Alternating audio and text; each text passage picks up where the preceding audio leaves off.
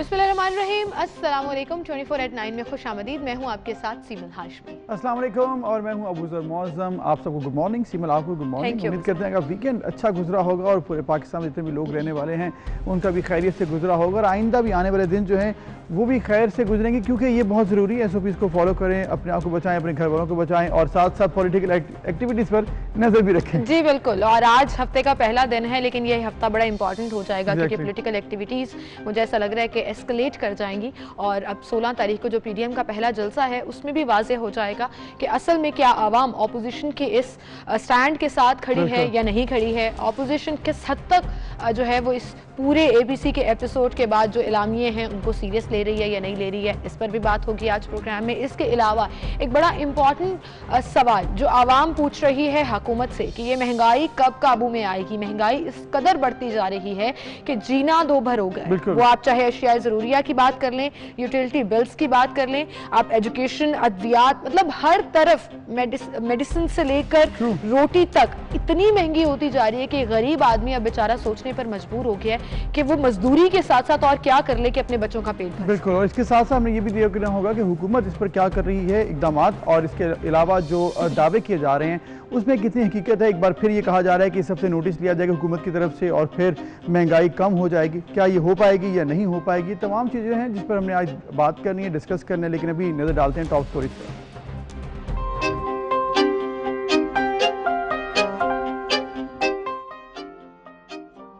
से खैबर तक महंगाई का जंग, सब्जियां दालें आवाम की पहुंच से बहुत दूर। इंतजामिया भी अशिया ज़रूरिया की सरकारी निर्ख पर फरोख्त यकीनी बनाने में नाकाम। आटा महंगा तो फिर रोटी भी महंगी। लाहौर में तंदूर मालिकान का सादा रोटी की कीमत बढ़ाने का फैसला। आज से रोटी की कीमत 8 से बढ़ाकर 10 रुपए किए जाने का इम्कान। महंगाई में कमी लाने के लिए वज़ीर आज़म ने एक्शन प्लान बना लिया। आज अहम ऐलान मुतवक्के। हुकूमती इदारों और रियासती वसाइल के भरपूर इस्तेमाल का फैसला। ज़ख़ीरा अंदोज़ों की निशानदही का टास्क टाइगर फोर्स को मिलेगा।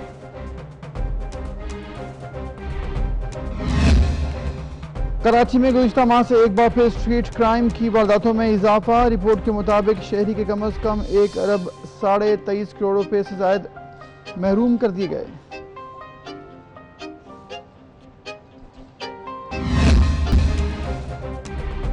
टिकटॉक पर पाबंदी लगाने का मामला। वफाकी वज़ीर science and technology Fawad Chaudhry ने टिकटॉक पर आयद पाबंदी हटाने के लिए वज़ीर आज़म को खत लिख दिया। और बैनुल-अक़वामी शोहरत याफ्ता पाकिस्तानी कव्वाल मकबूल अहमद साबरी की 65वीं सालगिरह आज मनाई जा रही है। टॉप स्टोरीज आपने जानी और बाकायदा आगाज महंगाई से ही करेंगे, जिससे हर शख्स कहीं ना कहीं परेशान नजर आ रहा है। अब स्पेसिफिकली इस साल का अगर जिक्र करें तो वैसे ही कोरोना से अब बहुत सी चीज़ें मुतासर हुई, जहाँ पर मईशत मुतासर हुई, लोगों के कारोबार मुतासर हुए, इवन ताजर काफ़ी परेशान रहे, मजदूर तबका परेशान रहा क्योंकि एक लंबा अरसा काम नहीं था। लेकिन उसके बाद अब जिंदगी जब रूटीन पर आना शुरू हुई, अब जिन लोगों की शिकायत थी कि लॉकडाउन है, काम नहीं हो रहा, अब वो चलना शुरू हो गया। मईशत का पहिया तो चल रहा है, लेकिन महंगाई कंट्रोल में नहीं आ रही है। जो जिन का लफ्ज इस्तेमाल किया जाता है ये एक्चुअली ट्रू हो गया, क्योंकि आप देखिए कि अशिया खुरोनोश पाकिस्तान के किसी भी बड़े शहर का जिक्र कर लें, छोटे शहर का जिक्र कर लें, ये कीमतें बुलंदियों को छू रही हैं। बिल्कुल, कीमतें बुलंदियों को छू रही हैं, मुसलसल छूती जा रही हैं और इसमें कोई कमी नहीं आ रही है। सबसे बड़ा मसला ये है कि अगर आप 11 बार हुकूमत नोटिस ले चुकी है, ये वज़ीर आज़म इमरान खान की हुकूमत में 2 साल में 11 बार नोटिस दिया गया कि महंगाई को कंट्रोल किया जाए, क्या वजूहात हैं कि महंगाई क्यों नहीं कंट्रोल हो रही, और फिर तायुन भी किए गए लेकिन अमल दरामद इस पर नहीं किया गया। अब ये बहुत परेशानी की बात है कि आटा, चीनी, घी, दाल की कीमतें, चावल, इसके साथ साथ जो अशिया खुरोश की रूटीन की चीज़ें होती हैं वो भी महंगी हो गई हैं। फिर जब आप देखते हैं एक से चीज़ कनेक्टेड होती है तो उसका overall impact, trickle down effect इतना ज़्यादा आता है कि एक तो गरीब तबका था ही परेशान, अब मिडिल क्लास पाकिस्तान की जो मेजॉरिटी है वो भी परेशान हो चुकी है। और पाकिस्तान की तारीख में अब तक इतनी बदतरीन महंगाई, और आपने ये भी देखा कि कितनी अशियाएँ, 23 अशिया जिनकी मुसलसल कीमतों में इजाफा हुआ है और सिर्फ 2 से 3 अशिया ऐसी होती हैं जिनमें कमी आती है। और मेजॉरिटी की जब कीमतें बढ़ती हैं, खुसूसन जब रूटीन की आपके खाने पीने की चीज़ें हों, तो फिर लोग परेशान होते हैं और हुकूमत की तरफ देखते हैं। हुकूमत अगर अपने मैकेनिज्म को नहीं बना पा रही है, अगर अमल दरामद उस पर नहीं कर पा रही है, अगर ये नहीं कर पा रही कि गवर्नेंस कैसे ठीक करनी है, एडमिनिस्ट्रेशन जिसका काम है उसने ठीक नहीं करना, तो फिर किसने करना, ये हैं सारे सवाल। बिल्कुल। और अगर हम अब लेटेस्ट अपडेट्स की बात करें तो वज़ीर आज़म ने ये टास्क भी टाइगर फोर्स को दे दिया है। टाइगर फोर्स जो कहीं एग्जिस्ट करती है, अब शायद मुख्तलिफ टास्क कर रही है। अब शायद मैं इसलिए कह रही हूँ क्योंकि मैंने पर्सनली अभी तक नहीं देखा उन्हें काम करते हुए। एनीवेज एक कन्वेंशन होने जा रहा है, शायद उसमें हमें ये टाइगर फोर्स मिल जाए और नजर भी आ जाए कि कितनी बड़ी तादाद है ये। उनको ये टास्क दे दिया गया है कि एक पोर्टल बनाया गया है जिस पर ये अपने एरियाज की कीमतें चेक करेंगे, अशियाए ज़रूरिया की कीमतें चेक करेंगे, अशियाए खुरोनोश की कीमतें चेक करेंगे, उस पोर्टल पर डालेंगे ताकि इस पर डिस्कशन हो और फिर वज़ीर आज़म जो है इस पर नोटिस ले सकें। हम बात करेंगे इस पर। पाकिस्तान तहरीक इंसाफ से रहनुमा हमारे साथ मौजूद हैं, आसिम शौकत अली साहब, उन्हें खुश आमदीद कहेंगे। अस्सलाम वालेकुम जी। बहुत शुक्रिया आसिम साहब वक्त देने के लिए। कुछ सख्त बातें हैं जो हम आपके सामने कर रहे हैं और मीडिया पर हर जगह हो रही हैं, लेकिन ये सख्त बातें एक्चुअली हकीकत में एग्जिस्ट करती हैं और इसका एतराफ़ आप भी करेंगे क्योंकि वज़ीर आज़म खुद भी अपने ट्विटर हैंडल पर भी बहुत दफ़ा ये कह चुके कि महंगाई है, आई अंडरस्टैंड, आवाम के लिए रिलीफ लाना है। क्यों नहीं महंगाई कंट्रोल हो पा रही? बहुत शुक्रिया आप दोनों का। अच्छा, पहली चीज़ तो ये कि मैं एडमिट करता हूँ कि ये हमारा मैंडेट था कि हम महंगाई को कम करेंगे और अशियाए खुर्द-व-नोश की कीमतों को नीचे ले आएंगे। दूसरी चीज़ मैं ये भी एडमिट करता हूँ कि इन्फ्लेशन वो फ्रंट है जिसके ऊपर अभी हुकूमत स्ट्रगल कर रही है। अब 2-3 चीज़ें हैं जो देखने वाली हैं। मैं अक्सर ये कहता हूँ कि economy is a very tricky subject. इसके ऊपर पॉलिटिक्स करना जितना आसान है ना, इसको समझना उतना ही मुश्किल है। अच्छा, महंगाई को आप आइसोलेशन में नहीं दे सकते। This is a part of a broad term that is economy. ठीक है, अगर आप इकोनॉमी को देखें तो जब हमें फिर we have to go back कि थोड़ा सा हमें हिस्ट्री से हम एकदम आइसोलेट नहीं हो सकते। अच्छा जी। जब आई रियली होप कि आप इसका मलबा पिछली हुकूमत पर नहीं डालेंगे क्योंकि बस हो गया, मैं आपको थक गए हम लोग।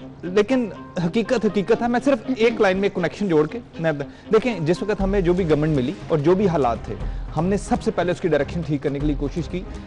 अब कुछ इंडिकेटर्स मैं आपको बता दूं। फॉर एग्जांपल, आपके स्टॉक एक्सचेंज में रिसेंट में बात कर रहा हूं, बड़ी तेजी आई हुई है। फॉर एग्जांपल, आपके जो रेमिटेंसेज हैं वो इंक्रीज हो रही हैं। फॉर एग्जांपल, आप देखें कि पिछले कई माह से डॉलर जो है वो मार्केट फोर्सेस के ऊपर स्टेबल है, जो भी उसका रेट है वो स्टेबल है और आपको अपने फॉरेन रिजर्व अकाउंट से उसके अंदर डॉलर्स इंजेक्ट मार्केट में नहीं करना पड़ रहा है। अकाउंट सरप्लस में चला गया, but what's current the point जब आवाम को महंगाई से रिलीफ नहीं मिलेगा? नहीं, फिगर्स बड़ी इंपॉर्टेंट है। सारे positive points 20 current account deficit जो आपने कहा 20 अरब जो रुपए थे उनसे सरप्लस में चला गया है। इस तरह आपकी जो इंपोर्ट्स हैं वो ड्रास्टिकली डिक्रीज हुई हैं, एक्सपोर्ट्स स्लाइटली सही लेकिन इंक्रीज हुई हैं। आसिम साहब, ये फॉरेन डायरेक्ट इन्वेस्टमेंट, अब ये वो इंडिकेटर से इफेक्ट बताइएगा कब मिलेगा, प्रॉब्लम ही है। हाँ, अच्छा देखें, पहले तो मैं आपको ये बता रहा था कि इकोनॉमी सिर्फ इन्फ्लेशन नहीं है, इकोनॉमी ये तमाम इंडिकेटर्स हैं जो पॉजिटिव हैं।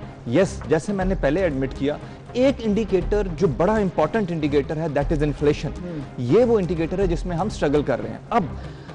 अब it is on the top of agenda कि ये एक्चुअली हो क्या रहा है। 2-3 तरीकों से अब इसमें है। सबसे पहले तो हम ये देखना चाह रहे हैं कि अब वाकई मुल्क में ग़िज़ाई अजनास की और ये जो आपकी फूड आइटम्स हैं इनकी किल्लत हो गई है। ये जो सवाल वज़ीर आज़म ने भी अपने ट्विटर में किए थे कि देखना होगा कि कीमतें कम नहीं हो रही हैं, क्या इसमें माफिया पीछे है या वजह क्या है, क्या सप्लाई। ये सवाल अभी 2 साल बाद भी आपको क्लियर नहीं हुए हैं। इमरान खान साहब को 2 साल बाद भी चीजें क्लियर नहीं हुई कि वजूहात क्या है, क्या माफिया के ऊपर तो हाथ ही 72 साल के बाद डला है कंट्रोल। उन्होंने कहा कि अभी ये देखना होगा कि क्या वजह है। मतलब 2 साल बाद 11 बार नोटिस ले चुके हैं महंगाई के ऊपर। पहले तो 2 साल मेरा ख्याल है अब तक क्लियर नहीं हुआ ये। Definitely if he has asked this तो कहीं ना कहीं कोई ऐसी चीज है जो अभी काबू नहीं आ रही। लेकिन द गुड थिंग इज कि मैं इमरान खान साहब की नेचर को जानता हूं कि अगर वो किसी एक चीज के पीछे पड़ जाएं तो फिर वो चीज बच नहीं सकती। वो नोटिस लेते हैं वो चीज जो और महंगी हो जाती है। मैं यही कहने लगा था कि आपका एक्सपेक्टेड मुझे जवाब पता था, यही है। एक्चुअली वो तमाम लोग जो ये कर रहे हैं ना, जिनकी गर्दन पर हाथ डलता है और वो रिएक्शन देते हैं इस तरीके से, मैं आपके तवज्जुह से, इस प्रोग्राम के तवज्जुह से उन्हें वार्न करता हूं कि they are on the wrong track, they are messing with the wrong guy. क्योंकि अगर कुछ लोग ये समझते हैं कि होर्डिंग करके स्मगलिंग करके वो प्राइस को कंट्रोल कर लेंगे, तो this is a very short term measure. बड़ी टूटी पॉइंट में बात करूंगी। आपकी ही हुकूमत ने एक कीमत एप्लीकेशन बनाई ताकि कीमतों को कंट्रोल किया जा सके, और मुझे याद है मैंने इस पे बाकायदा शो किया और बड़ी तारीफ की कि हम एडवांस हो रहे हैं, अच्छी बात है। लेकिन वही मेरा एक सवाल था जो आज तकरीबन 1.5 साल हो गया इस ऐप को बने हुए। मेरा सवाल अभी भी एग्जिस्ट करता है कि क्या उन कीमतों पर अमल दरामद हो रहा है। मैंने अभी कीमत ऐप के ऊपर ये पूरी अशया खुर्रनोश की कीमतें निकाली हैं। सबसे ऊपर लिखा हुआ है आटा थैला 20 किलोग्राम 860 रुपए। आपको पता है 20 किलो का आटा मिल ही नहीं रहा, क्योंकि 15 किलो का मिल रहा है, जिससे फ्लोर मिल्स का फायदा हो रहा है। और 1300 एग्जैक्टली 15 किलो का भी आपको 1200-1300 में मिल रहा है, और उससे गरीब आदमी ज्यादा पैसे देने पर मजबूर है। ये रेशो तो आप समझते ही होंगे, ज्यादा में आपको पैसे बच जाते हैं, कम अगर आप कम लेंगे तो उसमें बच। ये टेक्निकलिटीज आम आदमी को क्यों नहीं कंफ्यूज किया जा रहा है इसमें? कहीं पहली चीज तो ये कि इसमें हमारी एफर्ट आपको जरूर नजर आ रही होगी कि हम जो डिजिटल पाकिस्तान का कॉन्सेप्ट है, we are still pursuing it. आपने देखा होगा कि टैक्सेस भी ऑनलाइन जमा हो रहे हैं, कार टोकन भी ऑनलाइन जमा हो रहे हैं, और कीमत ऐप्स आ गई लोगों को फैसिलिटेट करने के लिए। अब आपका दूसरा इम्प्लीमेंटेशन पे आ जाए।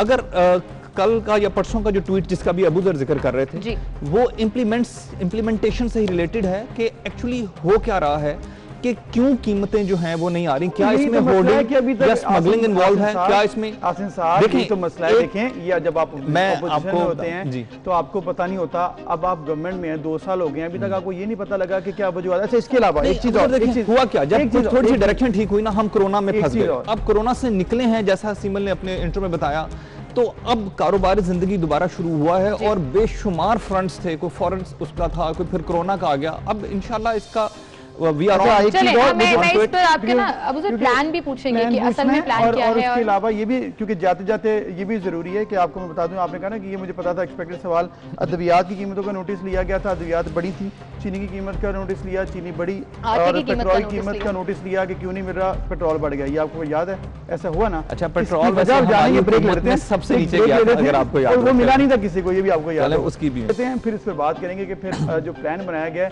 उस पर इम्प्लीमेंटेशन कैसे होनी है, टाइगर फोर्स ही क्यों गवर्नमेंट के जो इदारे हैं वो कहां पर। एक ब्रेक के बाद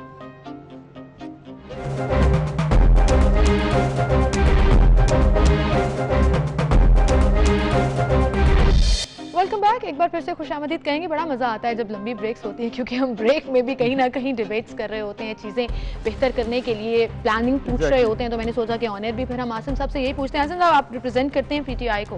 पाकिस्तान तहरीक इंसाफ की हुकूमत बड़ी फोर्स के साथ, बड़ी फेमस होकर इक़्तिदार में आई, लेकिन 2 साल में आवाम को थोड़ा मायूस कर गई, ये बात आप माने। अब प्लान क्या है? टाइगर फोर्स का कहा जा रहा है, कन्वेंशन है, उस्मान डार साहब तो उसकी तैयारी कर रहे हैं। कहाँ है ये tiger force and why tiger force? आपकी गवर्नेंस किधर है? आपके डीसी साहिबान किधर हैं? आपकी पूरी मजिस्ट्रेट्स की जो फोर्स है, एडमिनिस्ट्रेटर्स किधर हैं?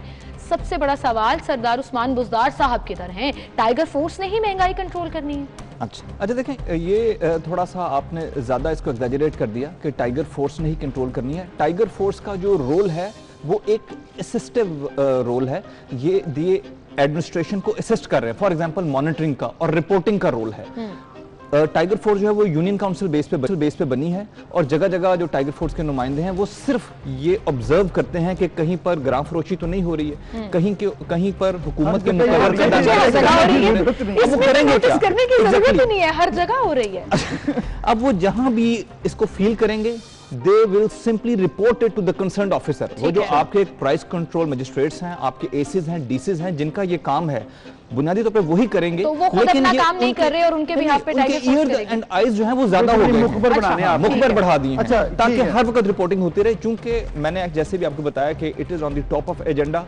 बहुत सारी मुश्किलात थी हुकूमत में जब आए, फिर कोरोना आ गया, अब इन्फ्लेशन का जो जिन है ये चढ़ गया। इमरान खान साहब अभी देखते हैं इसके ऊपर, ये तो 11 बार, इसलिए मैं कह रहा हूँ 11 नोटिस हो चुके 2 सालों में, तो वो भी तो नहीं काबू आया। एनीवेज, अभी जो इम्प्लीमेंटेशन के लिए प्लान बनाया जा रहा है, इसमें गवर्नेंस की बात भी की जा रही है कि टाइगर फोर्स हेल्प कर देगी, ठीक है, मान लिया।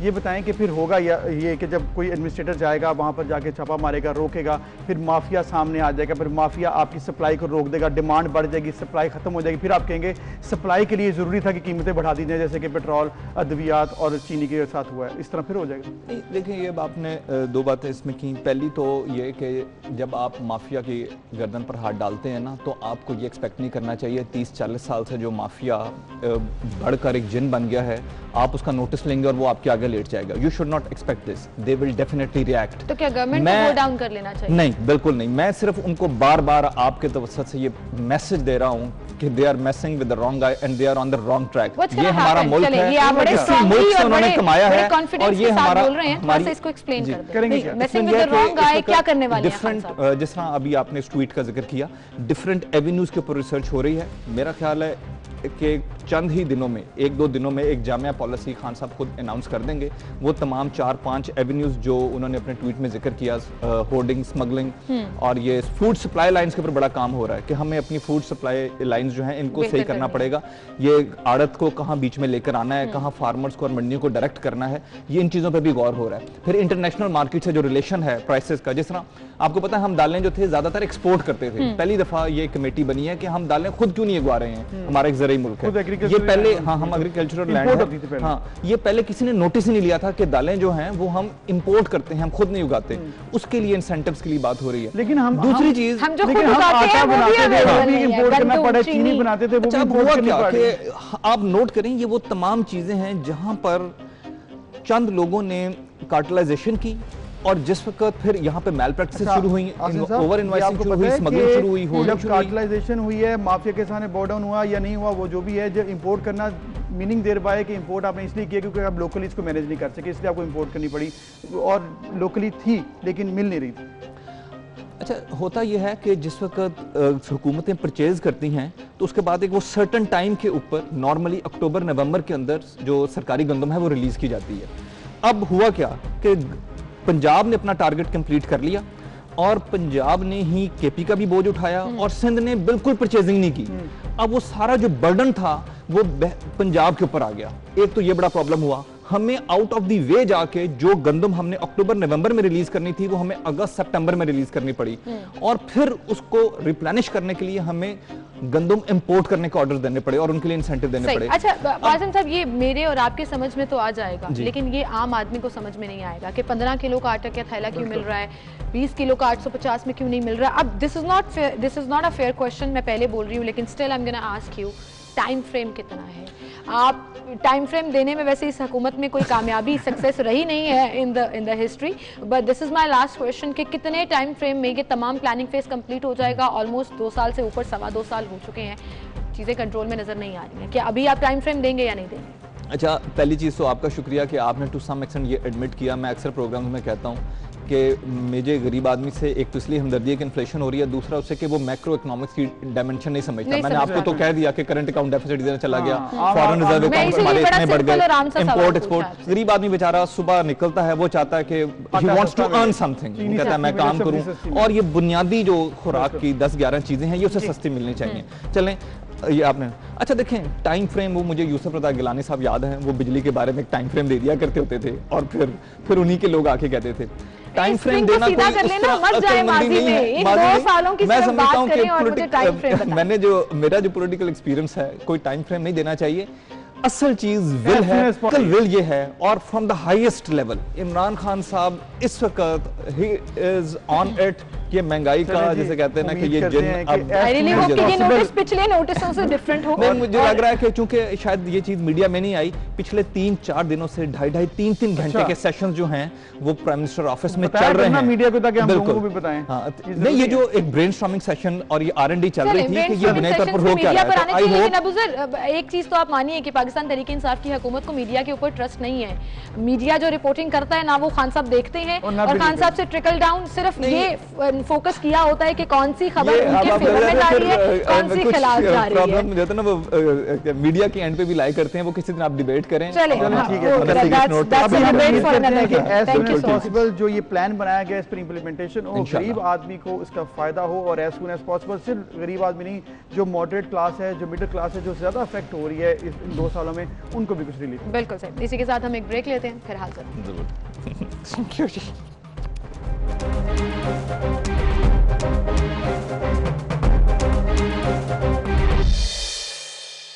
दफ्तर में तरमीम की जाएगी और इसका फैसला कर लिया गया है, जो कि अब लोग इस पर ओवर द वीकेंड बड़ी बात भी कर रहे हैं। और मुझे उम्मीद है कि इस पर इम्प्लीमेंटेशन से पहले एक अच्छा जामिया कानून बनेगा जो कि इम्प्लीमेंटेबल भी होगा। बिल्कुल, ये कानून कैसे बन सकता है, क्या क्या शिकें इसमें ऐड होनी चाहिए, क्योंकि वज़ारत मज़हबी अमूर ने दुल्हे की जानिब से जहेज़ की तलब नुमाइश पर पाबंदी की सिफारिश की थी और फिर बिल के तहत जहेज़ और दुल्हन को दिए जाने वाले तोहफ़ की कीमत जो है वो भी कहीं फिक्स की जा रही है कि अभी रिसेंटली और अपडेट तो यही है कि 4 तोले सोने से ज़्यादा नहीं होगी, लेकिन देखते हैं कि इस पर इम्प्लीमेंटेशन होता है या नहीं। कानून इसमें तरमीम अगर आती हैं तो किस हद तक सपोर्ट करेगा, इस पर बात करेंगे। हमारे साथ लॉयर मौजूद हैं, कानूनी माहिर मौजूद हैं, हिना हफीजुल्लाह साहिबा, उन्हें हम खुशामदीद कहेंगे। अस्सलाम वालेकुम हिना साहिबा। वालेकुम सलाम। बहुत शुक्रिया हिना साहिबा वक्त देने के लिए। जहेज़ तो मैं कहूँगी कि हमारी सोसाइटी की एक लानत बनती जा रही है और इससे मेरी मुराद कि बेचारे बेटी वाले और माँ बाप बेचारे, मैं इसलिए कह रही हूँ कि पिसते चले जाते हैं, अपनी सारी जिंदगी की कमाई सिर्फ जहेज़ के नाम पर बेटियों की शादी पर खर्च करते हैं, जो कि नहीं होना चाहिए। बड़ा खुशाइंद इकदाम है कि अब 1976 का जो एक आइन है उसमें अब तरमीम की जा रही है। क्या समझती हैं आप कि गवर्नमेंट पॉसिबल हो सकेगा कि इन तरमीम के तहत इम्प्लीमेंटेशन करा के जहेज़ को रोक सके? अच्छा सिंपल बात यह है कि I need a few minutes ताकि मैं एक्सप्लेन कर दूं, क्योंकि इसमें क्लैरिटी नहीं है। एक तो ये चीज़ है कि कल जब आप लोगों ने मुझे कांटेक्ट किया तो है रिसर्च फॉर द न्यूज़, इसकी बेसिस के मिनिस्ट्री ऑफ रिलीजियस अफेयर्स की वेबसाइट तक पे भी कोई खबर नहीं है और सवाई नेशन के एक आर्टिकल के आई कुडंट फाइंड एनीथिंग। ये तो एक चीज़ है, लेकिन लेट्स सी के आगे ये क्या करते हैं नहीं करते। लेकिन थोड़ा सा बैकग्राउंड में ये दे दूं कि इस्लाम में हमारी जो कॉन्स्टिट्यूशन है ना, it's based on the Quran and the सुन्ना। कोई ऐसा लॉ नहीं बन सकता जो कुरान या सुन्ना के मुनाफिक। बिल्कुल। तो ठीक, अब आप कुरान पढ़ लो, कवर टू कवर पढ़ लो, कहीं एक मेंशन जहेज का आ जाए तो मुझे बताओ। बिल्कुल। कुरान में कॉन्सेप्ट ही नहीं है जहेज का। लड़की वालों पे इस किस्म का कहीं कोई बोझ नहीं डाला गया। जहां जहां शादी निकाह के बारे में आयतें आई हैं वो लड़के की ऑब्लिगेशन है सारी वो, और उसमें यहाँ तक है कि जो माल वो दे चुके हैं लड़कियों को, अपनी बीवियों को, वो वापस ना ले वो यहाँ तक है, इस हद तक है। और अगर पैसे नहीं हैं तो उसमें है कि वेट करो अंटिल अल्लाह आपको गनी कर। ये मैं थोड़ा सा बैकग्राउंड बता रही हूँ ताकि फिर मैं आगे लॉ एक्सप्लेन करने लगी हूँ। ठीक, अच्छा अब बात ये है कि एक लॉ जो आप ये कह रहे हो dowry and bridal gifts restriction act 1976 का, ये इनफोर्स है। मुझे नहीं पता ये क्या तीर मारने जा रहे हैं, क्योंकि जो ये मौजूदा कानून है इस पे तो ऑलरेडी लिमिट है 5,000 की। 5,000 से ज्यादा की आप डाउरी नहीं दे सकते, 5,000 से ज्यादा के आप ब्राइडल गिफ्ट्स नहीं दे सकते और 2,500 से ज्यादा आप स्पेंड नहीं कर सकते शादी पे। तो ये तो कानून मौजूद है ऑलरेडी। इसमें थोड़ा सा मैं ये भी बता दूं कि 2014 में I was working with the advocate general office Punjab, तो उस वक्त मैं एक कमेटी पे थी जो फैमिली लॉज रिफॉर्म आई है 2015 की, वो मेरे एक्सपीरियंस पे बेस्ड थी, वो हमने की थी। तो उस वक्त हमने ये वाला जो एक्ट है, क्योंकि रेवोल्यूशन हो गई थी तो हमने इसको उठाया था तरमीम देखने के केस में। लेकिन फिर जब हमने इसको देखा तो वी वर स्टक। उसकी वजह ये है कि अगर हम इसको रिपील करते थे तो इसका मतलब है आपने शुतरे बेमोहार छोड़ दिया सारों को। अगर आप इसमें लिमिट इंक्रीज करते हैं तो इसका मतलब है आपने उनको एक लाइसेंस दे दिया मजीद पैसे खर्चने का। अच्छा, अब जो मैंने देखा है सोशल मीडिया पे जो चल रहा है वो ये चल रहा है कि जी मुख्तलिफ रिपोर्ट्स हैं, कहीं है कि जी कपड़ों के जोड़े, बिस्तर की चादरें, कहीं 4 तोले साहिबा आपने बजा फरमाया कि ऑब्वियसली कानून तो ऑलरेडी है 1976 का, उसमें तरमीम यही है कि जब 5,000 की चीज़ है जो कि इम्प्लीमेंटेशन नहीं हो सकती थी, इसलिए शायद उसको 4 तोले कर दिया गया, गिफ्ट के तयन किया गया कि इससे ज़्यादा नहीं आप दे सकते। फिर एक और प्रॉब्लम है, आपने कहा कि इस्लाम में इसकी गुंजाइश नहीं है, बिल्कुल ठीक आपने बात की, लेकिन बहुत बड़ा मसला हमारे कल्चर का है। यहाँ पर क्योंकि सब कॉन्टिनेंट में ये कल्चर था जहेज़ का, जिस वजह से भी बना, वो एक लंबी हिस्ट्री है, लेकिन अब ये है मौजूद और इसके लिए बेसिकली डिमांड भी की जाती है। बहुत से ऐसे ख़ानदानों में देखा कि डिमांड रखी जाती है। तो अब ये बताइएगा कि क्या हमारे कानून में ऐसी कोई गुंजाइश है कि हम उसकी सज़ा का तयन कर सकें, अगर कोई पूछे या डिमांड रखे या कहे या इन्फोर्स करे या कोई रुकावट डाले शादी में कि जहेज़ पहले रखें, कोई ऐसा पॉसिबल है कि हम ये भी कर सकें? देखो, जो जो ये कानून मौजूद है इसमें सजा का भी है ना, जो उसमें ये है कि कंप्लेंट जो होगी वो डीसी को जाएगी और डीसी फैमिली कोर्ट्स को अगर वायलेशन होगी आगे फॉरवर्ड करेगा। सो 6 महीने तक तो सजा ऑलरेडी है। मसला हमारे मुल्क में कवानीन का नहीं है, हमारा मसला है इम्प्लीमेंटेशन। लेकिन आप बताओ कहाँ आपकी सीलिंग है 5,000 रुपए और कहाँ आप 4 तोले सोना डालने लगे हो।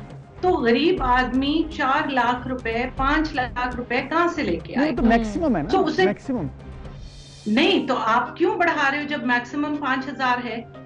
आप तो फिर वो प्रैक्टिकल नजर नहीं आती है आजकल के दौर में। आप उसको बिल्कुल सॉरी वो आजकल के दौर में प्रैक्टिकल नजर नहीं ना आती कि 5,000 रुपए नहीं, लेकिन फिर साथ आप बात कर रहे हैं कि जी हम डाउरी बैन कर रहे हैं। राइट। या तो आप ये ना कहो ना कि डाउरी बैन कर रहे हैं, आप डाउरी बैन फिर नहीं कर रहे हैं, आप लिमिट बढ़ा रहे हैं, उसकी सीलिंग आप लिमिट बढ़ा के और लोगों को मुश्किल में डाल रहे हैं। अच्छा, सेकेंडली बात जहां तक इम्प्लीमेंटेशन की थी ना सीमल, वो ये है कि एक ब्लैंक स्टेटमेंट आ गई है कि जी मिनिस्टर साहब ने कहा है कि ये हम बैन करने लगे। जी जी। अच्छा, सबसे पहले तो अर्ज ये है कि 18th अमेंडमेंट के बाद पूरे पाकिस्तान का इख्तियार इनके पास रहा नहीं। जी ठीक है, ये मैरिज और डिवोर्स जो थी ये कंकरेंट लिस्ट में थी और वो डिवॉल्व कर गया सब्जेक्ट प्रोविंसेस। ठीक, अगर ये लोग फेडरल गवर्नमेंट करती है तो उसका जो है जुरिस्डिक्शन वो इस्लामाबाद कैपिटल टेरिटरी और फेडरल एरियाज होंगे, ये बाकी प्रोविंसेस में नहीं। हिना साहिबा, आपने बड़ी खूबसूरती के साथ डबल स्टैंडर्ड्स जो हैं वो वाज़ेह कर दिए, लेकिन टाइम हमारे पास कम है। जी जी, मैं इसीलिए कहना चाह रही थी सम अप। जी हाँ हाँ, क्योंकि अगर इन्होंने पाकिस्तान पे इतलाक करना है ना, उसका तरीका ये होगा कि 2 प्रोविंसेस में इनकी हुकूमत है पीटीआई की, सो वो प्रोविंशियल असेंबलीज रेजोल्यूशन पास करेंगी और नेशनल असेंबली को वो इख्तियार देंगी कि उनके बिहाफ पे कानून साज़ी अच्छा उस ये है। जी जी, आप कंप्लीट कीजिए कि कानून साजी होगी फिर इम्प्लीमेंटेशन प्रोविंसेस तक आएंगी। देखो ना, ये लोग फेडरल गवर्नमेंट बाकी प्रोविंसेस के हद तक कानून नहीं बना सकती, जो तरमीम वो करेगी वो सिर्फ फेडरल एरियाज तक रहेगी। अगर इन्होंने पाकिस्तान में करना है कोई अमेंडमेंट पूरे पाकिस्तान में, तो जो भी सूबे हैं उनकी जो प्रोविंशियल असेंबलीज हैं वो रेजोल्यूशन पास करेंगी कि हम इख्तियार देते हैं नेशनल असेंबली को ये लॉ इनैक्ट करने का। अच्छा, वो उसके तहत वो लॉ इनैक्ट होगा या अमेंड होगा और वो फिर एप्लीकेबल होगा।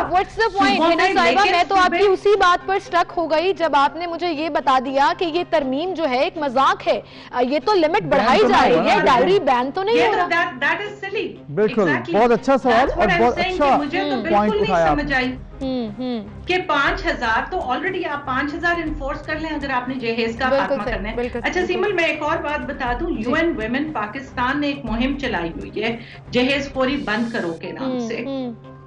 So UN Women is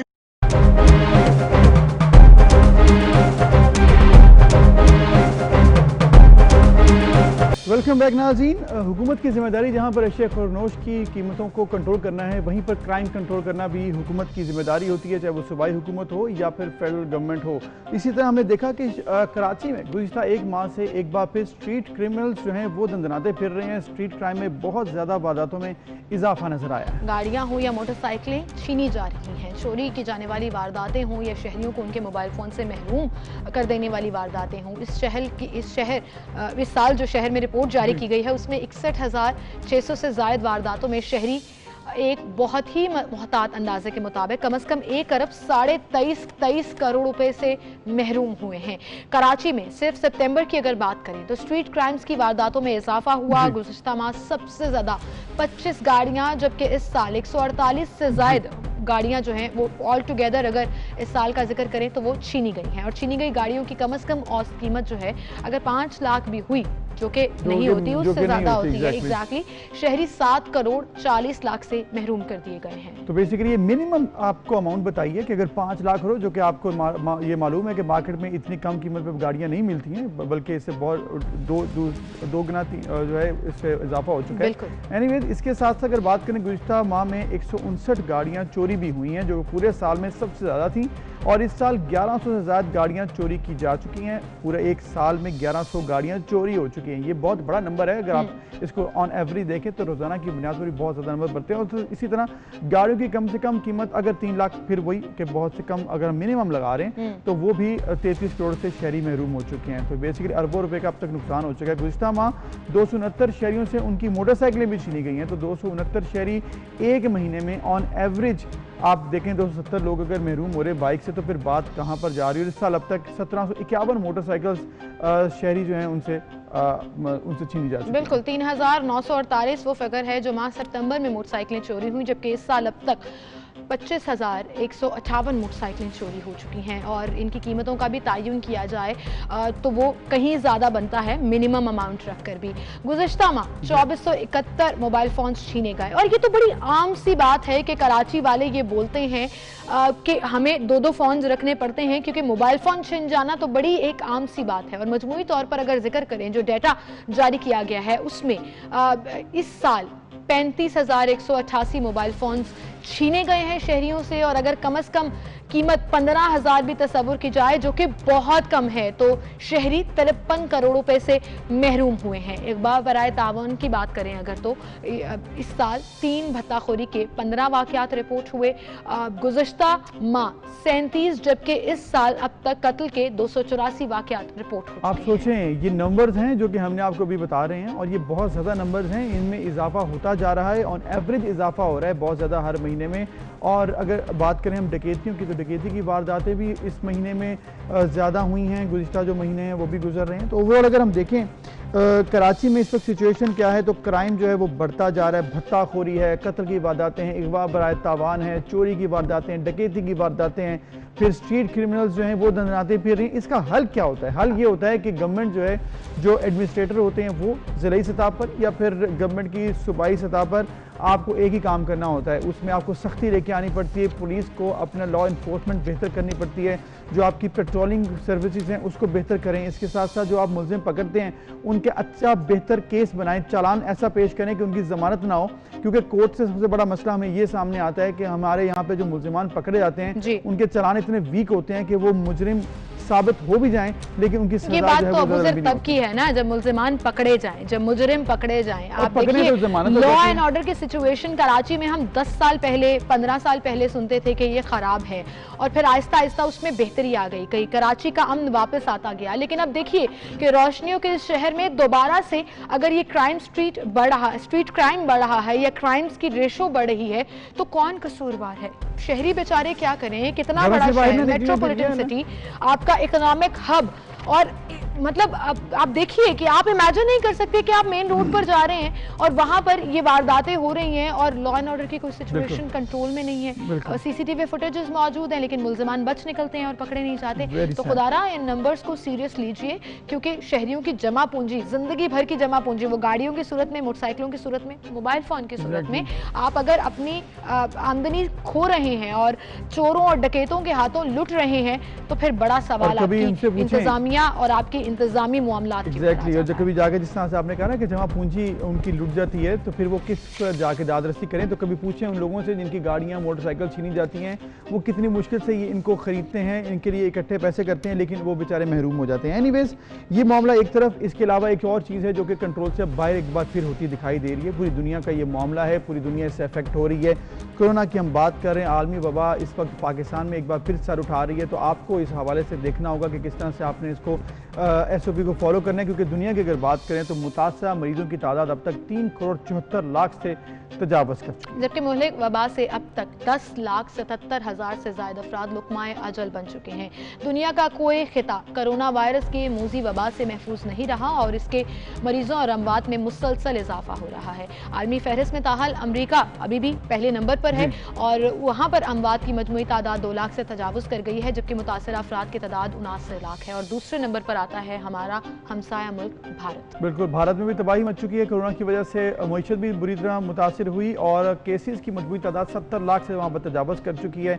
और गुज़िश्ता 24 घंटों में भी 921 अफराद वहाँ पर अपनी जान की बाजी हार चुके हैं और हलाकतों की तादाद भी 1,83,000 से ज़ायद हो चुकी है। और उसके बाद ब्राज़ील का नंबर आता है। ब्राज़ील में भी हलाकतों की मजमूई तादाद 1,50,000 से ज़ायद है और मरीजों की तादाद 50 लाख से तजावज़ कर चुकी है। रूस का अगर जिक्र करें तो चौथे नंबर पर है। कोरोना से 12 लाख से ज़ायद अफराद मुतासर हुए, जबकि अमराद की मजमूई तादाद 22,000 से ज़ायद हो गई है। पाकिस्तान का अगर जिक्र करें तो पाकिस्तान में गुज़श्ता 24 घंटों के दौरान मज़ीद 10 अफराद इंतकाल कर गए, जबकि केसेस की तादाद 385 हो गई। और 385 वो केसेस हैं जो रिपोर्ट हुए। National command and operation centre की तरफ से जो अदाद-ओ-शुमार जारी किए गए हैं उनके मुताबिक ये फिगर हम आपको दे रहे हैं। और अब तक कोरोना से मुतासरा अमवात की मजमूई तादाद 6,580, जबकि टोटल तादाद केसेस की 3,19,317 है। बिल्कुल, अब ये केसेस जो बढ़ रहे हैं, हमने देखा over period of 2 months Lahore में भी केसेस पहली बार ज़्यादा रिपोर्ट हुए, 200 से ज़्यादा क्रॉस हो गए। इसके साथ पाकिस्तान में हमने देखा कराची में स्मार्ट लॉकडाउन लग रहा है। इसके अलावा वहाँ पर आपने ये देखा कि इस्लामाबाद से भी बहुत सी खबरें आ रही हैं, फिर KP और फिर साउदर्न पंजाब। ये प्रॉब्लम्स इस वक्त हमने देखी हैं। पंजाब है, KP है, इस्लामाबाद है, गिलगित आज़ाद कश्मीर। अब एक मार्जिन वाइज केसेस बढ़ रहे हैं और ऑब्वियसली इसकी वजह यही है कि बहुत से इंस्टीट्यूट्स पे खुल गए, तमाम कारोबारी मराकज़ दफातर खुल चुके हैं। इसकी वजह से हमने देखा कि लोग भी उस तरह से SOPs को फॉलो नहीं कर पा रहे हैं शायद, या फिर गवर्नमेंट भी उस तरह से इसको इम्प्लीमेंट नहीं करवा रही, क्योंकि जब पूरे नंबर्स पर लोग बाहर आ जाएंगे तो वो इतना आसान नहीं है। तो यहाँ पर जिम्मेदारी आवाम की आती है कि वो इस चीज़ को फॉलो करे, सपोर्ट करे, इस सिचुएशन को एक दूसरे को अभी भी यकीन दिलाएं कि कोरोना है। अगर पूरी दुनिया में अमेरिका और यूरोप जैसे ममालिक इससे लड़ रहे हैं, हम इससे हमारी जान अभी छूटी नहीं है, अभी भी हम इससे मुकाबला कर रहे हैं। और आप इसको ज़रूर जहन में रखिए कि ये इंतहाई ज़रूरी है कि SOP को आपने फॉलो करना। बिल्कुल, इस हवाले से हम बात करेंगे। हमारे साथ डॉक्टर फजल रबी मौजूद होंगे, सदर young doctors association PIMS Islamabad studio में वो ज्वाइन करेंगे, उन्हें खुशामदीद कहेंगे। अस्सलाम वालेकुम डॉक्टर साहब। वालेकुम अस्सलाम। डॉक्टर साहब बहुत शुक्रिया वक्त देने के लिए। अभी हमने कोरोना की ओवरऑल सिचुएशन पूरी दुनिया में जिक्र किया, जहां पर माहिरीन तो अब इसे सेकेंड वेव का नाम भी दे रहे हैं। हमने पिछले दिनों ये भी देखा कि 24 घंटों के दौरान इवन UK में 17,000 केसेस रिपोर्ट हुए। अमेरिका तो वैसे ही नंबर 1 पर जा रहा है, इंडिया नंबर 2 पर है। पाकिस्तान में क्या हम सेकेंड वेव का कोई जिक्र कर रहे हैं? क्योंकि अल्हम्दुलिल्लाह केसेस तो अभी भी आ रहे हैं, लेकिन अल्हम्दुलिल्लाह बहुत कंट्रोल हैं और नंबर्स बहुत कम हो गए हैं। बिल्कुल, अगस्त के आखिरी हफ्ते में हमारा ख्याल था कि कोरोना तकरीबन ख़त्म हो चुका है, लेकिन बदकिस्मती से गुज़श्ता चंद दिनों से दोबारा कोरोना सर उठा रहा है जी। और परसों 12 लोगों की डेथ हुई थी। गुज़श्ता 3-4 हफ्तों में ये सबसे ज़्यादा बड़ा फिगर था। और जिस तरह आपने जिक्र किया कि ठीक है, हुकूमत की भी ज़िम्मेदारी है, लेकिन आवाम की ज़िम्मेदारी है। और मैं तो समझता हूँ, यानी एक स्कूल, एक यूनिवर्सिटी और एक बाज़ार के बजाय अगर हम हॉस्पिटल का जिक्र करें तो हॉस्पिटल्स की जहाँ OPD है वहाँ पे जो रश, अगर आप वहाँ पर का विज़िट करें और देखें तो बहुत ज़्यादा रश होता है और वहाँ पे भी SOPs को फॉलो नहीं किया जाता। और यही वजह है कि पिम्स अस्पताल जहाँ पे मैं काम कर रहा हूँ, तकरीबन 40 के करीब डॉक्टर्स इन्फेक्टेड हो गए हैं गुज़श्ता 2-3 हफ्ते के दौरान। तो जहाँ पे एक डॉक्टर इन्फेक्टेड हो और उसके पास जितने भी मरीज़ आते हैं तो उन सब को ख़तरा होता है कि उनको भी ये कोरोना जो है वो ट्रांसमिट हो सके। तो जो हॉस्पिटल्स के मैनेजर है उनको चाहिए कि वो SOPs को स्ट्रिक्टली फॉलो करें। अगर आप पिम्स अस्पताल में आ जाए या किसी भी हॉस्पिटल के OPD में चले जाए तो एक छोटे से कमरे में बहुत ज़्यादा लोगों का रश होता है और वहाँ पे ये फैलने का बहुत ज़्यादा ख़तरा होता है। और एक तो लोगों के दिल से खौफ निकला है और लोग SOPs को, यानी वो मास्क नहीं पहनते, वो हैंड हाइजीन का पहले ख्याल रखते थे। और मैं गुज़श्ता 6 महीने यानी मार्च से लेकर अगस्त, आप देखिए कि 300 प्लस अगर केसेस रिपोर्ट हो रहे हैं तो हमने 7,000 पर डे केसेस भी देखे थे। वो जो पीक थी उसके कंपैरिजन में तो बहुत कम है। तो कहीं ना कहीं तो कुछ ऐसा है ना जिसकी वजह से कोरोना केसेस कंट्रोल्ड हैं। जी नहीं, यानी दूसरा वेव इतना पीक पे तो नहीं जाएगा इंशाल्लाह, क्योंकि कुछ ना कुछ हार्ड इम्यूनिटी अचीव हो चुकी होती है। बहुत से लोग, यानी 40 to 80% लोग एसिम्प्टोमेटिक होते हैं जी। तो उन बहुत से लोगों को कोरोना लग चुका है और री इन्फेक्शन के चांसेस काफ़ी कम होते हैं इसमें।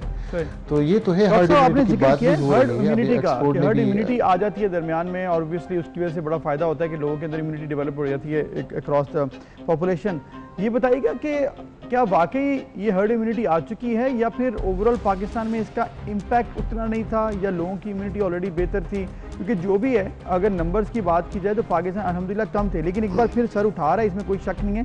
लेकिन आपने खुद ही कह दिया कि इसकी वो दूसरी वेव इतनी इफेक्टिव नहीं हो सकती है इंशाल्लाह ताला हर्ड इम्यूनिटी की वजह से। तो ये क्या एश्योरिटी है कि ये वाकई हर्ड इम्यूनिटी ही है?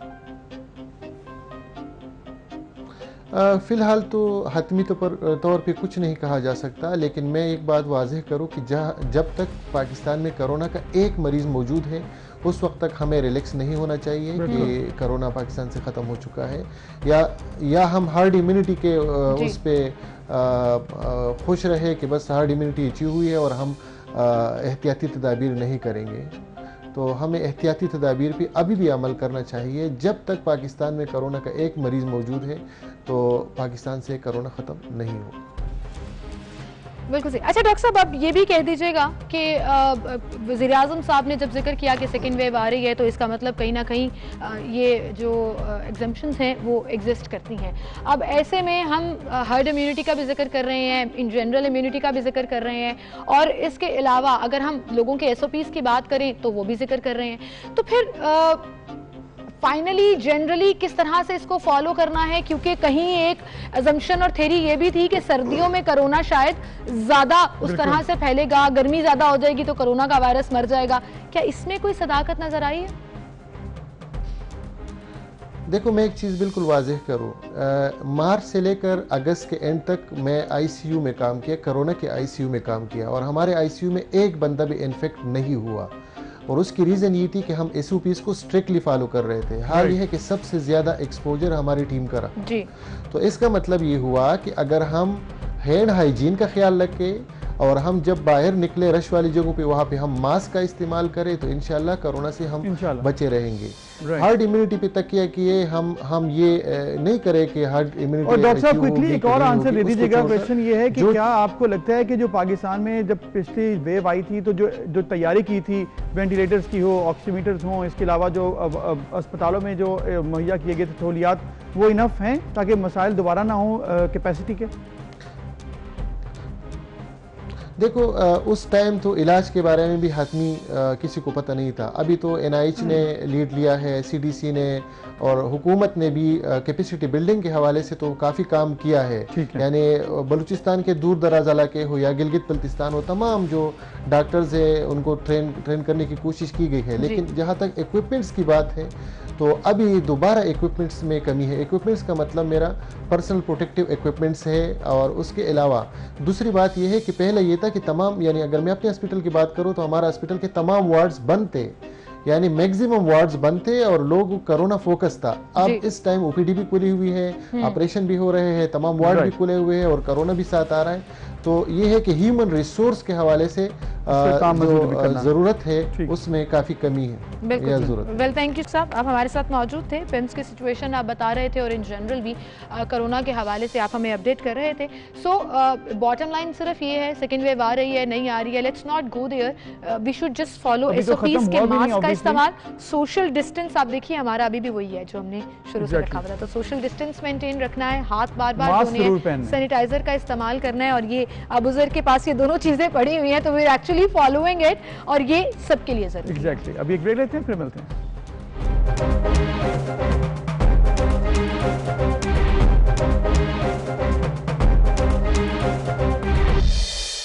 Welcome back. एक बार फिर से आपको खुशामदीद कहेंगे। एक बड़ा इंपॉर्टेंट सवाल जो मैं अबूजर से पूछने वाली हूँ और संभाल के रखा हुआ था मैंने वीकेंड पर। आप टिकटॉक पर हैं?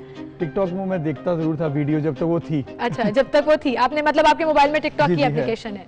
सोसाइटी मुझे एक्सेप्ट करेगी कि मेरे मोबाइल में टिकटॉक की एप्लीकेशन नहीं है और मैंने देखे भी नहीं है और मैं उस पर हूँ भी नहीं, बट लोग बड़े परेशान। लेकिन बड़ी इंटरेस्टिंग वीडियोस होती थी कई दफा। टिकटॉकर्स परेशान हो गए, टिकटॉकर्स परेशान है और इसके अलावा बहुत से फॉलोअर्स परेशान है। मतलब अगर मैं बनाता नहीं हूँ लेकिन मैं देखता होता था, बड़ी इंटरेस्टिंग मजे की वीडियोस होती थी, मतलब आपका अच्छा टाइम पास हो जाता है। एग्जैक्टली, 15-20 मिनट अच्छे टाइम पास हो जाते हैं। अच्छा, हुआ ये कि ऑब्वियसली हर चीज़ का, जब डिजिटल पाकिस्तान का जो ख्वाब इमरान खान ने देखा उसमें यही है कि पाकिस्तान में डिजिटलाइजेशन हो, पाकिस्तान में सोशल मीडिया और इसके साथ साथ जो इंटरनेट सर्विस तो बहुत बेहतर हो। लेकिन इसके साथ ड्रॉबैक्स ये आए हैं कि चाहे कोई भी सोशल मीडिया प्लेटफॉर्म हो, फेसबुक है, ट्विटर है, यूट्यूब यूट्यूब है या फिर टिकटॉक जैसी और सोशल मीडिया प्लेटफॉर्म्स हैं उनका गलत इंस्टाग्राम इस्तेमाल को होता भूल रहे है। हैं। इंस्टाग्राम एग्जैक्टली, उसमें तो आप खास क्या हैं, आप फॉलो भी करती हैं। अच्छा, होता ये है कि क्या इससे होगा कि जब गलत उसका यूज़ होता है तो फिर उसका इम्पैक्ट सोसाइटी पे आता है। इसी तरह हुआ ये कि पेरेंट्स की हज़ारों की तादाद में पोर्टल पर शिकायत आई, टिकटॉक को बैन कर दिया। ऑब्वियसली इसके ऊपर अब सवाल भी उठ रहे हैं कि ठीक किया या नहीं अब किया। पेरेंट्स जो हैं वो कहीं खुश नजर आ रहे हैं, बच्चे और टिकटॉकर्स जो हैं वो नाराज और गम गुस्से का इजहार कर रहे हैं। बट सवाल ये है कि इसका डिजिटलाइजेशन के ऊपर क्या इम्पैक्ट पड़ेगा, क्या पाकिस्तान इसको उस तरह से एक्सेप्ट कर सकेगा या नहीं, क्योंकि ये एक सिर्फ एंटरटेनमेंट साइट नहीं थी, इस पे मिलियंस लोग जो हैं वो उसको यूज कर रहे थे, मार्केटिंग शुरू हो गई थी इकोनॉमी के लिए भी। अब जैसे फवाद चौधरी साहब ने खत लिखा है बाकायदा वज़ीर आज़म को कि इसके बैन को हटाया जाए, तो इस पर हम बात करेंगे। Social media expert Khalid Faisal साहब हमारे साथ मौजूद हैं। अस्सलाम वालेकुम खालिद साहब। जी वालेकुम सलाम। बहुत शुक्रिया जी वक्त देने के लिए। डिजिटलाइजेशन का हम जिक्र कर रहे हैं और अगर टिकटॉक बैन जो कि हो चुका है उसका क्या इम्पैक्ट पड़ेगा overall on social media and also on digitalization of Pakistan? जी बेसिकली अगर हम देखें तो जैसे आपने अभी बात की, इसकी मार्केट शेयर जो है वो काफी बड़ा है टिकटॉक का। 150 plus markets around the world में ये मौजूद है और मोर अप्रॉक्सीमेटली अराउंड 40 लैंग्वेजेस में ये किया जाता है, इसकी ऐप मौजूद है और अच्छे खासे इसके डाउनलोड्स हैं, यानी मिलियंस में जैसे आपने कहा वो 500 मिलियन प्लस है और अभी लास्ट 2019 में तकरीबन 800 मिलियन इसकी जो है वो डाउनलोड थी। तो ये सारे इसके अपने रेलेवेंट जो स्टैट्स हैं, इससे ये पता लगता है इस ऐप की सिग्निफिकेंस क्या है in terms of the app. मगर इन टर्म्स ऑफ हर चीज जो है उसका ठीक है इकोनॉमिकल फिगर उसके साथ अटैच हो जाता है, क्योंकि उसके डाउनलोड है, उसकी रीच है, मार्केट रीच है, पेनिट्रेशन है, उसकी अपनी से है, तो सारी दुनिया में वो यूज की जाती है। तो हमारे मुल्क में भी है, तो फिर जाहिर एडवर्टाइजमेंट होगी और उसके साथ उसकी इकोनॉमी उसके साथ लिंक करेगी, उसको हेल्प करेगी। मगर मेरा स्टांस ये है टुवर्ड्स टिकटॉक और इससे रिलेवेंट जो डिफरेंट दूसरी एप्स भी हैं, जिसमें सिर्फ इंस्टाग्राम नहीं है, हमारे पास मोर देन सोशल मीडिया जितने भी प्लेटफॉर्म्स मीडिया एप्स हैं जी। तो प्रॉब्लम ये है कि हर चीज जो है वो आप मनी से उसको कैलिब्रेट नहीं कर सकते हैं। एक इम्पैक्ट होता है सोसाइटी के ऊपर, आपने मॉरल स्टैंडर्ड्स को साथ रखना होता है। एग्जैक्टली, बड़ी जबरदस्त बात की आपने खालिद साहब कि मॉरल स्टैंडर्ड्स को साथ रखना होता है और इसके लिए ये फैसला लिया गया। अच्छा, इसके साथ साथ जो आपने बात की कि मॉरल स्टैंडर्ड्स को साथ रखने के लिए या उनको कंट्रोल करने के लिए वो जो कंपनीज हैं, जो प्लेटफॉर्म्स हैं, वो वहाँ पाकिस्तान में मौजूद हों तो उससे लिए बहुत बेहतर हो जाएगा। पाकिस्तान की गवर्नमेंट ये कानून लेके आना चाहती है कि अगर तमाम ये जो सोशल मीडिया प्लेटफॉर्म्स हैं इनके दफ्तर यहाँ पर मौजूद हों एक मखसूस तादाद के बाद जब फॉलोअर्स हो जाएं, ताकि फिर जो कानून और उसके ऊपर इम्प्लीमेंटेशन है वो पाकिस्तान से बैठ कर करवाई जाए। ये पॉसिबल हो जाएगा आजकल के दौर में? जी बिल्कुल पॉसिबल है। आप अपना स्टांस लें और आप अपनी बात रखें इंटरनेशनल फोरम पे। आप एक माशाल्लाह एक बहुत अच्छी और ताकतवर कौम है और आपके साथ आप ग्रो कर रहे हैं। आप अपनी बात करें और इम्पोर्टेंट चीज ये देखें कि अगर मैं इस हक में हूँ, मैं इस कायल हूँ कि आप अपनी बात करेंगे तो वो जरूर आपको सुनेंगे और उसको प्रॉपरली आप स्टैटिस्टिकली आप प्रोजेक्ट करें। अच्छा। लेकिन इस ऐप का और इस जैसी ऐप का हमारे मुल्क के लिए सिर्फ और सिर्फ नुकसान ही है। मैं फेवर में ही नहीं हूँ कि ये इस तरह की ऐप्स हमारे यहाँ। चले ये let's not go into the debate कि ये होना चाहिए या नहीं होना चाहिए। Let's all agree on the point कि कुछ ऐसी चीजें वहां पर हो रही थी जो नहीं होनी चाहिए। ऑल टुगेदर ऐप को ही ब्लेम कर देना थोड़ा मुझे लगता है एक्सट्रीम पॉइंट होगा। जाते जाते सिर्फ ये कह दीजिएगा कि फिल्टर करना कितना आसान होगा, कितना मुश्किल होगा, क्योंकि ये भी कहा जा रहा है कि अगर इस तरह की वल्गर या फहश वीडियोस को हटा दें तो शायद पीटीए दोबारा टिकटॉक को बहाल कर दे। क्या पीटीए के लिए आसान होगा as a social media expert? आप समझते हैं कि फिल्टर करना? देखें, इम्प्लीमेंट करना आसान है। आप किसी चीज को उसका यूजेज देखते हैं ना, मुझे आप इसका कोई एक बेनिफिट बता दें, कोई एक बेनिफिट बता दें इस तरह की ऐप का और इस जैसी ऐप का। फिल्ट्रेशन आसान है या नहीं? आपको कोई फायदा हुआ हो? कोई एक फायदा नहीं है इसका, कोई एक भी फायदा नहीं है। It's totally the waste of time, money, resources. हमारी कौम पहली बहुत एजुकेशन में पीछे, हमारी प्रायोरिटीज एजुकेशन। सब सोशल मीडिया पे कोई भी ऐसी चीज हो उसको फिल्टर करना आसान होता है या मुश्किल होता है? बस ये वाला सवाल बताइएगा। वी गॉट द पॉइंट कि आप इसकी बिल्कुल हक में है कि बैन हो गया। जी बिल्कुल हक में हूँ। नहीं, हम सवाल ये कर रहे थे कि फिल्टर करना मवाद को सोशल मीडिया पर गवर्नमेंट के लिए आसान होता है या नहीं होता? नहीं, फिल्टर करना जी बहुत मुश्किल होता है। इसके अलावा दूसरे सॉफ्टवेयर और एप्स मौजूद होती हैं जो उसको आपके फिल्टर को बाईपास कर देती हैं। इम्पोर्टेंट चीज ये है कि जो फिल्टर यूट्यूब के ऊपर भी लगे हुए हैं वो हमारे यहाँ कितने इफेक्टिव हैं, बिल्कुल ये तो हम सभी देखते हैं। बिल्कुल सही कहा आपने खालिद साहब, बहुत शुक्रिया आपका, आप हमारे साथ एज सोशल मीडिया एक्सपर्ट वो समझते हैं कि ये डिसीजन बड़ा अच्छा है कि टिकटॉक बैन हो जाए। वो फायदे कोई निकाल नहीं सके, वो कहते हैं कि फायदे हैं नहीं, मुझे बता दें अगर टिकटॉक के इकोनॉमिकली फायदे अलग बात है, लेकिन मॉरली फायदा नहीं हो रहा था या नुकसान हो रहा था, इसलिए उन्होंने कहा ये ठीक है। लेकिन उस साथ साथ ये भी कहा कि मवाद को फिल्टर करना गवर्नमेंट के लिए आसान नहीं, इसलिए ये कंपनीज ही अगर ये फिल्टर करेंगी तो ही उसके लिए पाकिस्तान भी एक्सेप्टेबल होगा पाकिस्तान में। बिल्कुल, एक ब्रेक लेते हैं, फिर हाजिर हूं।